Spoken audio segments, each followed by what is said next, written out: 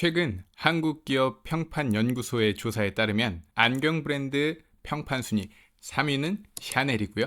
2위는 블루 엘리펀트, 그리고 대망의 1위는 젠틀몬스터로 발표되었습니다. 그런데 2023년도도, 2022년도도, 2021년도도 1위는 젠틀몬스터였습니다. 2011년 자본금 5천만 원을 가지고 시작한 젠틀몬스터. 14년 차에 접어든 이 신생기업은 어떻게 100년의 역사를 가진 샤넬을 넘어설 수 있었을까요? 물론 안경 브랜드라는 테두리 안에서요. 오늘은 젠틀몬스터의 성공을 뜯어보면서 원가 5만 5천 원짜리가 어떻게 27만 9천 원에 팔리고 있는지 그 브랜딩의 비밀을 파헤쳐 보겠습니다. 여기서 5만 5천 원이 어떻게 나온 건지 궁금하실 수 있는데요. 그건 젠틀몬스터의 재무제표를 좀 뜯어보면 알 수 있는데 원가율이 20%입니다. 그리고 27만 9천 원은 제가 최근에 사고 싶었던 선글라스의 가격이거든요. 그걸 기준으로 해봤습니다. 젠틀몬스터의 대표의 이름은 김한국. 대표님의 이름에서도 느껴지는 것처럼 젠틀몬스터는 토종 한국 기업 K 브랜드입니다. 김한국 대표님은 한 강연에서 자신을 이렇게 얘기합니다. 너무 평범했다. 그래서 노력이 비범해야 한다고 생각했다고 합니다. 3개월간 100권의 책을 읽은 일화는 아주 유명한데요. 내가 책을 읽지 않으면 손을 자르겠다고 항상 칼을 들고 다녔다고 합니다. 조금 무섭죠? 대학생 때는 100만 원을 들고 터키에서부터 프랑스까지 이렇게 여행을 할 정도로 도전적인 사람이었다고 합니다. 이렇게 도전적인 김 대표님은 첫 회사를 금융회사로 들어갔습니다. 근데 한 3개월 지나니까 내가 막 회사의 부품인 것 같고 회의감이 들었다고 해요. 내가 이렇게 살려고 태어났나? 라고 생각이 들어서 작은 영어 캠프 회사에 취직을 하게 됩니다. 그런데 여기 회사에 취직을 하고 1년 6개월 만에 이사로 승진을 합니다. 어떻게 일했는지 조금 느껴지실까요? 정말 일밖에 몰랐겠죠.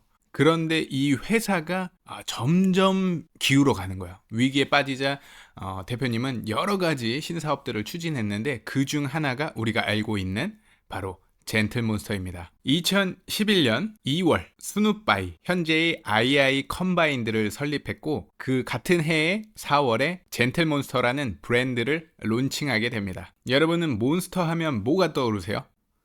괴물. 근데 그냥 괴물이 아니고 젠틀한 괴물이라는 겁니다. 조금 역설적이죠? 브랜드명을 이렇게 짓게 된 이유에 대해서 김 대표님은 얘기합니다. 실제의 삶은 젠틀하게 살더라도 우리가 가슴속에 있는 그런 어떤 몬스터적인 욕망, 이것을 이 아이웨어 산업에 표현해보자, 표현하게 해주자, 담아내겠다는 겁니다. 이 대표님이 정말 독한 게 회사가 실제로 전환이 될 때까지는 집에 들어가지 않겠다고 선언을 했다고 해요. 그리고 자신에게 묻습니다. 수많은 제품이 나오는데 왜 내 제품을 사야 하냐고 사람들이 나에게 묻는다면 우리 브랜드는 뭔가는 달라야 해.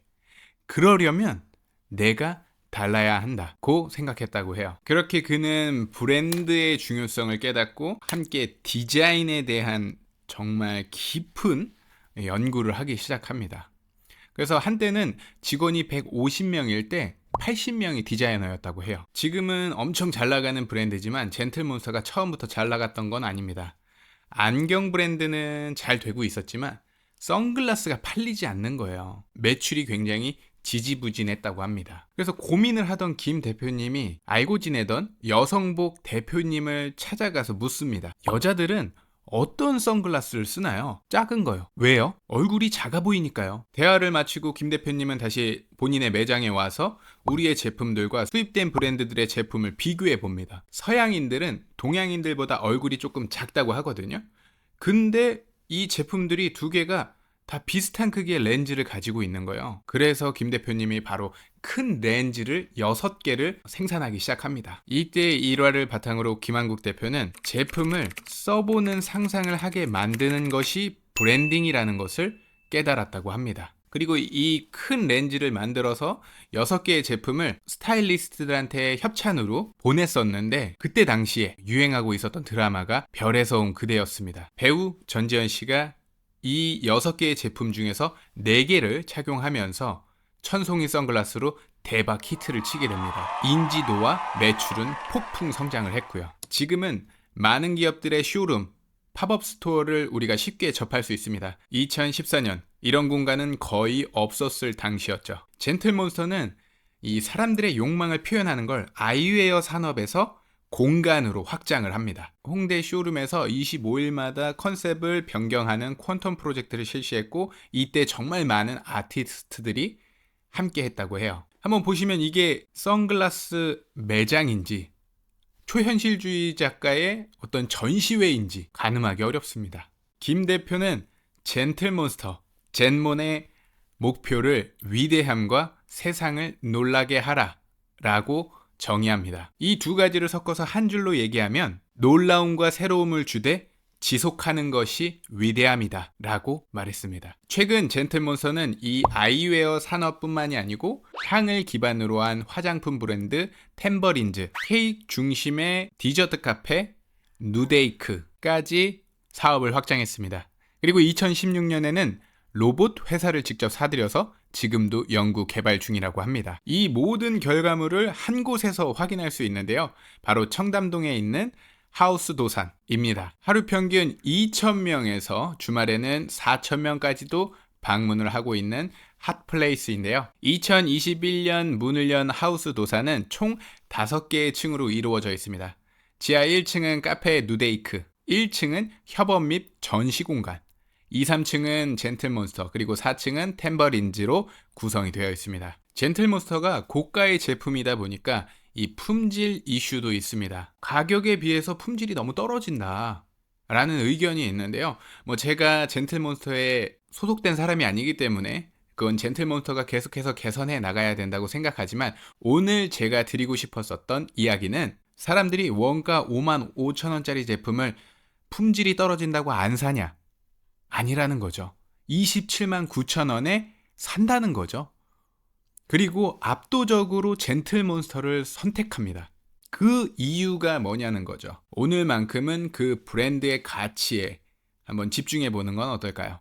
제가 고등학생 때 시험 기간이었는데 제가 공부를 하다가 모르는 문제가 있는 거예요. 그래서 옆 친구한테 물어봤거든요. 이거 뭔지 아냐?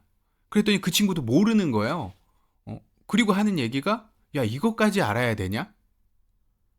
그래서 저는 이것도 알아야 되지 않나? 그래서 저보다 공부를 잘하는 친구한테 찾아가서 물어봤더니 그 친구는 알고 있더라고요. 그래서 생각했습니다. 내가 모르는 문제는 나보다 나은 사람한테 물어봐야 되는 거구나. 그 친구가 필요 없다는 게 아니에요. 그 친구는 저보다 국어는 못했을지 몰라도 그 친구는 저보다 미술을 잘했거든요. 그러면 미술을 모를 때 그 친구한테 가서 물어보면 되겠구나. 성공한 브랜드를 탐구하는 것도 이와 같다고 생각합니다. 나의 부족함을 한 개라도 채울 수 있다면 의미가 있다고 생각해요. 오늘의 영상이 도움이 되셨다면 구독, 도움이 안 됐어도 어쩔 수 없죠. 좋아요. 여러분의 성장을 응원합니다. 감사합니다.